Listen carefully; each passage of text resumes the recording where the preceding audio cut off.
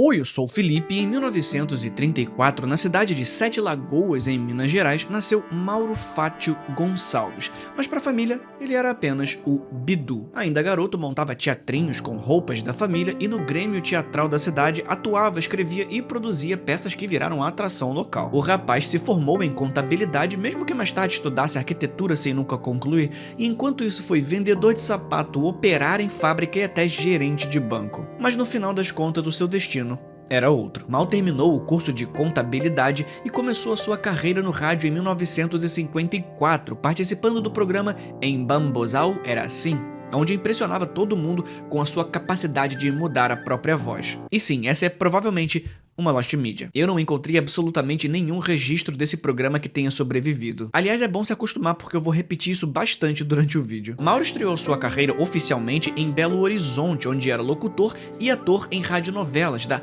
Rádio Inconfidência e tinha estreado na TV Itacolomi com o personagem Pai do Caticó, provavelmente uma sátira de um pai de santo, já que Caticó era o nome genérico como chamavam os Exus catiços, ou seja, de uma linhagem pura. Aliás, o próprio Zacarias era pai de santo. E sim, aqui é mais uma lost media. E o seu trabalho foi tão bom que ele recebeu um convite do Wilton Franco para integrar o elenco de humor da extinta TV Excelsior. Sim, o mesmo Wilton Franco lá do Povo na TV, do outro vídeo sobre lost medias que eu fiz aqui no canal. Não sabe do que eu tô falando? Espera esse vídeo acabar que no final vai aparecer umas telinhas com sugestões de vídeos. Uma dessas telinhas é o vídeo sobre o dia que o SBT transmitiu a morte de um bebê. Mas vê esse outro vídeo depois, porque eu preciso te explicar que depois do sucesso de suas participações no Chico Anísio Show, e eu tô falando o original de 1963, não a versão mais conhecida da década de 80, meu coração é um sarrafo, espancando meu desabafo, minha confissão de amor.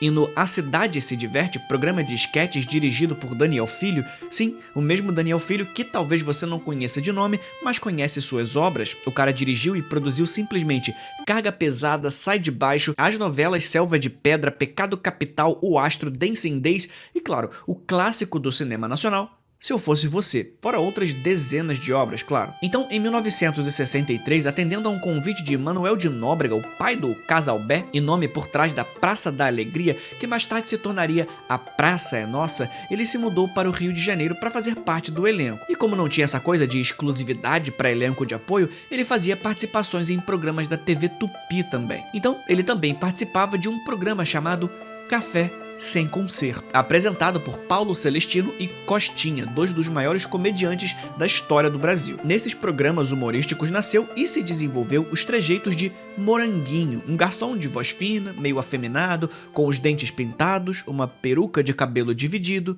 Era o embrião do que viria a ser o Zacarias. Ainda em 1973 chega ao fim Os Insociáveis, um programa de humor da Record antes de ser comprada pelo Edir Macedo, claro, que contava com Didi, Mussum, Dedé e Roberto Guilherme, o ator que você provavelmente conheceu como Sargento Pincel, numa época em que ele tinha cabelo ainda, inclusive, que aliás era dirigido pelo mesmo Wilton Franco que eu citei ainda agora. Diferente do programa antecessor do grupo Os Adoráveis Trapalhões, que aliás foi de onde surgiria o nome futuro da trupe, que era mais próximo do sitcom, Os Insociáveis já trazia o formato de esquetes variados e plateia ao vivo. Com o fim dos Insociáveis, o trio migrou para a TV Tupi e passou a usar oficialmente o nome Os Trapalhões.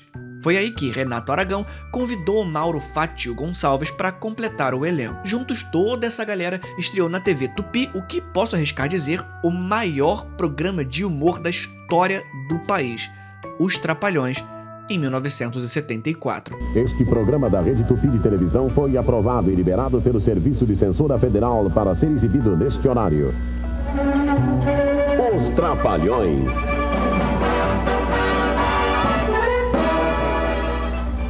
E aí o Moranguinho virou Zacarias, quando o doutor Renato e o roteirista Emanuel Rodrigues sugeriram batizá-lo com o nome de um galo usado numa esquete. Na gravação, o animal não parava de cacarejar e a equipe achou o som parecido com a risada do Mauro Fátio. Ele até reclamou no começo, mas o apelido colou e não teve jeito, virou seu nome artístico dali em diante. E agora, como um dos protagonistas do programa, não mais um personagem secundário, não apenas Zacarias foi alvo de especulações a respeito da sua sexualidade, mas o ator Mauro também, principalmente quando ele faleceu e surgiu uma teoria da conspiração de que ele teria morrido de AIDS. Nos meses finais de 1989, o Zacarias apareceu muito magro e em janeiro de 1990, os médicos o afastaram das gravações. Já debilitado, ele foi internado por 9 dias na Clínica São Vicente, aqui no Rio de Janeiro, e morreu em 18 de março de 1990, aos 56 anos. O que consta oficialmente nos registros da imprensa é insuficiência respiratória por infecção pulmonar. Mas é claro, a mudança brusca na aparência em plena era de pânico e estigma em torno da AIDS no Brasil alimentou boatos na hora. Várias revistas chegaram a publicar manchetes ligando diretamente a morte do ator ao HIV, mas a família negou isso publicamente. E claro, como muita gente ignorante até hoje acha que AIDS é doença de gay, imagina no auge desse pânico. A única explicação para a morte do ator, para a maior parte do Brasil, só podia ser essa. O Zacarias não era apenas um personagem, o ator também era gay. Décadas depois, esse assunto voltou por causa do documentário Trapalhadas Sem Fim, dirigido pelo Rafael Spaca. E em algumas entrevistas que ele deu para divulgar o filme, ele contou que colheu depoimentos de pessoas próximas ao ator que confirmaram que ele seria bissexual e sim, teria morrido por complicações do HIV. No filme Uma Escola Atrapalhada, que os Trapalhões faziam quase uma figuração, o Zacarias aparece muito magro e aquilo causa um choque nas pessoas, porque quase a peruca dele fica balançando na cabeça, assim, de tão magro que ele tá. Aí começou a dar margem pra uma série de especulações. Falar, o Zacarias tá com HIV e tal. O que foi dito foi que ele é um cara muito vaidoso, fez um regime por conta própria, pegou uma pneumonia e morreu daquilo. A Selma Lopes conta que ele, no atestado de óbito, tá câncer, mas as pessoas que eu entrevistei falaram que foi AIDS. E não tem muita relevância pra esse vídeo, mas eu quero muito comentar um negócio que eu acho curioso, porque recentemente teve o show da Madonna aqui no Rio de Janeiro, e a artista projetou no telão um rol de brasileiros homenageados como vítimas da AIDS, e entre eles estava o Zacarias. Mas enfim, dito tudo isso, agora que você sabe o quão fã de Trapalhões eu sou e o quão fascinante é a história do ator, você deve imaginar o quão fascinado e obcecado eu fiquei quando eu descobri que o Zacarias, não apenas o ator, mas o personagem também, tinha feito um filme pornô. Pornô Chanchada foi um movimento cinematográfico de comédias eróticas brasileiras, feitas principalmente do fim dos anos 60 até por volta do início dos anos 80, tendo o seu epicentro ali na Boca do Lixo, em São Paulo, coincidindo com onde eventualmente surgiria a Cracolândia. Geralmente era uma mistura de tramas leves, trocadilhos e nudez parcial, sem os closes em penetração que a gente está acostumado hoje em dia, além de orçamentos baixíssimos e um apelo popular. Era o entretenimento do povão. Vários atores famosíssimos hoje fizeram parte dessa indústria.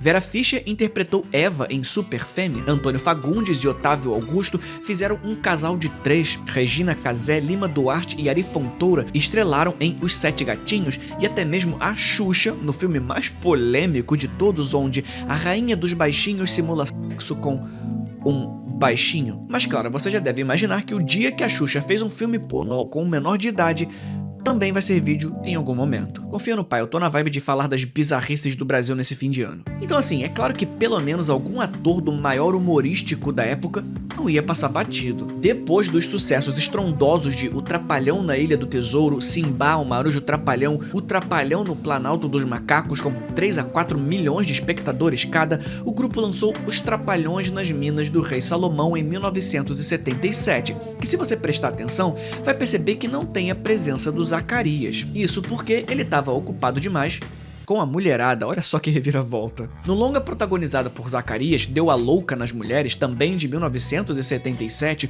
o roteiro faz piada com esse temperamento delicado do personagem. Ele é demitido por enfeitar um trator com plumas para uma fazendeira e acaba demitido. Carlão, o seu colega, o aconselha a procurar um trabalho mais adequado ao seu delicado temperamento. Por ter prestado um favor a Julieta, Zacarias é convidado por ela para trabalhar na loja Femine, especializada em roupas íntimas femininas, e que só admitia mulheres como funcionárias. Na loja, Zacarias faz um tremendo sucesso entre as vendedoras, conquistando também a proprietária, Carmen, e suscitando ciúmes entre elas, que resolvem disputá-lo no palito. Zacarias fica revoltado por ser considerado um homem-objeto. Carlão, invejoso da sorte do amigo, resolve imitá-lo, mas é expulso da Femine pelas mulheres, que só querem o amor de Zacarias.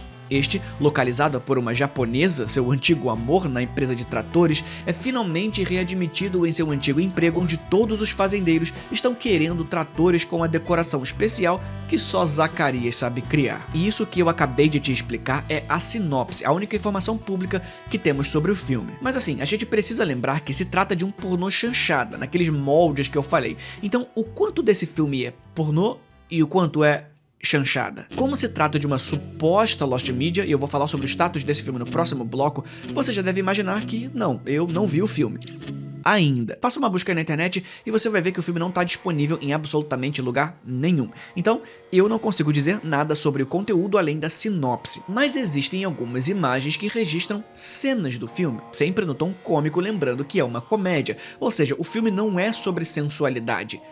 Porém, tem uma imagem que me chamou a atenção.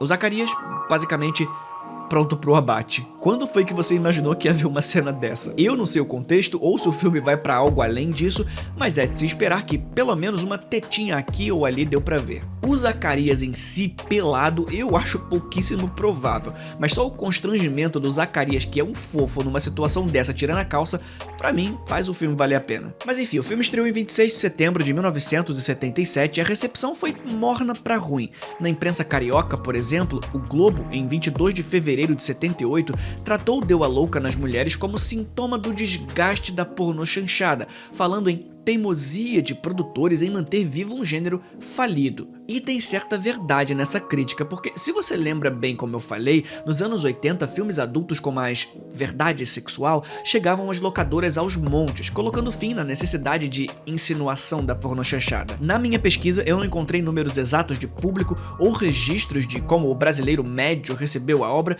mas eu encontrei registros de que Deu a Louca nas Mulheres chegou a ser exibido ainda em 78 no cinema popular de Manaus. Considerando que nessa época era comum que os filmes ficassem presos no eixo Rio-São Paulo, é de se imaginar que houve certo sucesso para a obra chegar em Manaus. Mas enfim, o filme é ou não é uma Lost Media? Onde você poderia assistir essa obra estranhíssima do audiovisual brasileiro? Bom, a resposta vai depender do que você considera uma Lost Media. Tem vários clássicos do cinema brasileiro no YouTube e eu não encontrei nada lá. Eu pesquisei em todos os streamings possíveis e nem sinal do filme. Mercado Livre, Shopee, OLX e todos os pontos de comércio, não tem ninguém oferecendo uma cópia. Então, restou recorrer a alguém que entende mais de cinema do que eu. Desde 1946, a Cinemateca cataloga, restaura e guarda as produções audiovisuais do Brasil. E no site da Cinemateca você consegue acessar o acervo de filmes que eles têm. E quando você pesquisa pelo filme, sim, você encontra todas as informações da produção de Deu a Louca nas Mulheres. Mas isso significa que o filme tá disponível? Bom, eu mandei um e-mail para a Cinemateca perguntando se existia uma cópia de consulta do filme. E eles, bem rapidamente, me responderam: não sabemos. Porque na verdade esse acervo da Cinemateca não significa que eles têm uma cópia física do filme, mas sim que eles apenas catalogaram que aquele filme existe e temos informações sobre ele. Deu a Louca nas Mulheres está catalogado 35mm, cor 92 minutos, Eastman Color e está registrado sob o código 025718. Além do fato de você encontrar cartazes e frames online, o que demonstra que não é tão obscuro assim. Mas como a moça me explicou no e-mail, essas são as informações de registro. Ainda assim, a moça foi amável o bastante para encaminhar o meu pedido ao setor de preservação da Cinemateca para verificar se eles têm alguma cópia do filme. Então, quais são as opções? Não, eles não têm uma cópia do filme, isso deixa a gente na estaca zero. No máximo, isso tá no acervo de algum colecionador, ou então com a família ou as pessoas que legalmente administram o espólio do Zacarias. Ou então, opção 2, eles até têm o rolo original do filme,